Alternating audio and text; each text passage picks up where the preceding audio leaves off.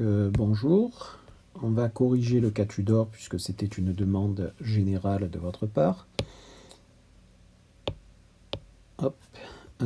Concernant les BNC de la famille Tudor, donc rien d'exceptionnel, les BNC de la famille Tudor, ils ont adhéré à un centre de gestion, donc on prend les BNC tels qu'ils ont été calculés. Je vous rappelle que c'est une comptabilité recettes-dépenses, donc le BNC c'est l'excédent des recettes sur les dépenses de l'année et également des charges calculées, amortissements et autres, que l'on obtient dans la compta BNC. Donc ça c'est un travail à part. Une fois que vous avez obtenu ce BNC, alors le BNC c'est la déclaration 2036. Donc vous prenez ce BNC et vous l'intégrez dans la déclaration 2042 dans la catégorie BNC. Voilà tout.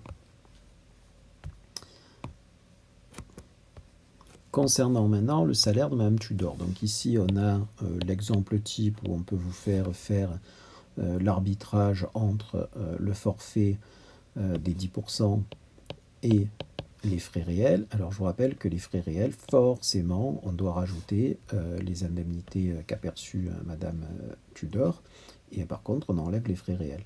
Donc ici, le plus intéressant des deux, ce sont les 10%, bien évidemment.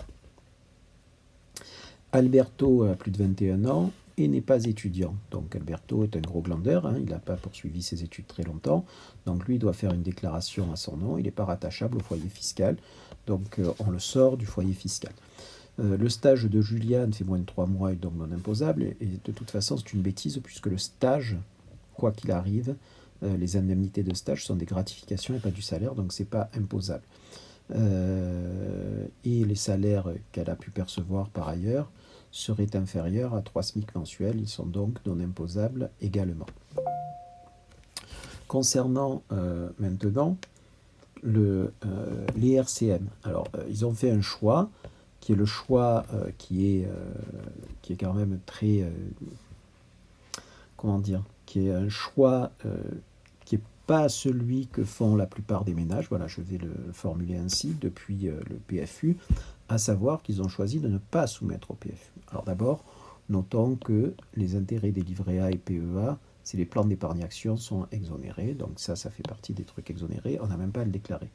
Concernant maintenant les dividendes, puisqu'ils n'ont pas adhéré au PFU, le PFU a quand même été prélevé, parce que l'organisme qui verse les dividendes, lui, ne sait pas pour quelle option va prendre le foyer fiscal. Je ne sais pas s'il va accepter le PFU ou s'il va prendre le barème.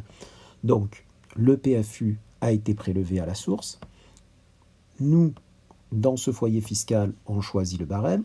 Le barème, on sait que les dividendes ont droit à un abattement de 40% sur le montant brut, et on sait que les intérêts des obligations sont imposables sans abattement. Ce qui est rentré dans la poche du foyer fiscal, c'est ces sommes-là, ce sont ces sommes-là. Pourquoi ? Parce que, comme encore une fois l'entreprise qui a versé les dividendes ou les intérêts des obligations, ils ne savaient pas que le foyer n'allait pas prendre le PFU, ils ont prélevé le PFU. Et à la fin, évidemment, il faudra le soustraire parce que ça a été payé déjà. Donc c'est un genre de crédit d'impôt en quelque sorte.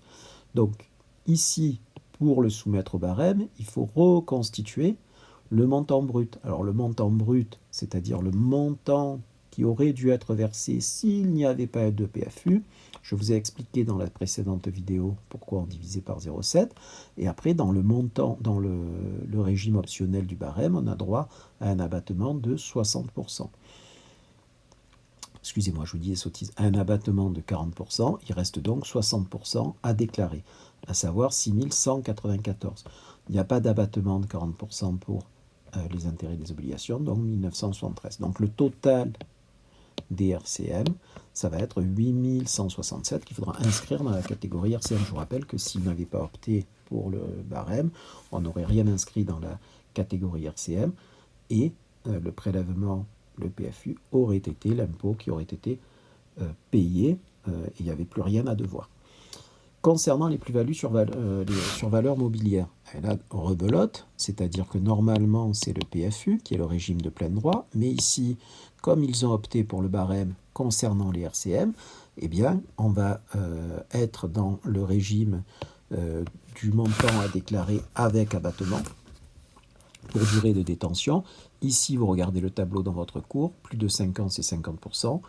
Donc, on va avoir, on calcule le montant de la plus-value, fois 50% d'abattement, et il nous reste 3 930 à imposer. Alors attention, évidemment, le fait de ne pas soumettre au PFU, ça enlève la partie, ça enlève uniquement la partie impôt, c'est-à-dire les 12,8% pour le faire passer au barème. Mais la partie CSG, CRDS, prélèvements sociaux, reste, hein, quoi qu'il en soit.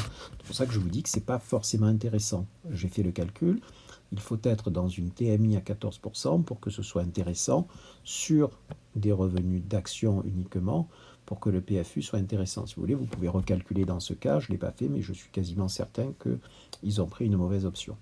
Pour les plus curieux, ou plus exactement les plus curieuses d'entre vous, puisque j'imagine que ce seraient plutôt les filles qui feraient ce genre de calcul.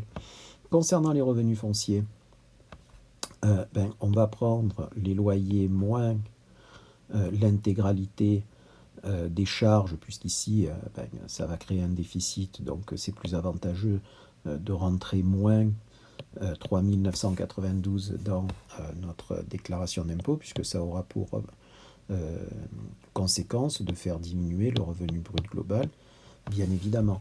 Alors la question qui se pose, c'est la question des intérêts d'emprunt. Donc à partir du moment où les loyers sont supérieurs aux intérêts d'emprunt, les intérêts d'emprunt sont totalement déductibles. Et le déficit foncier est déductible dans la limite de 10 700. Ici, nous sommes en dessous, donc il sera déductible. Donc le revenu brut du foyer, c'est le revenu brut global. Quel va-t-il être? Évidemment, tout ce qu'on vient de calculer. Et voyez que le déficit foncier vient diminuer le revenu brut global et donc diminuer l'impôt.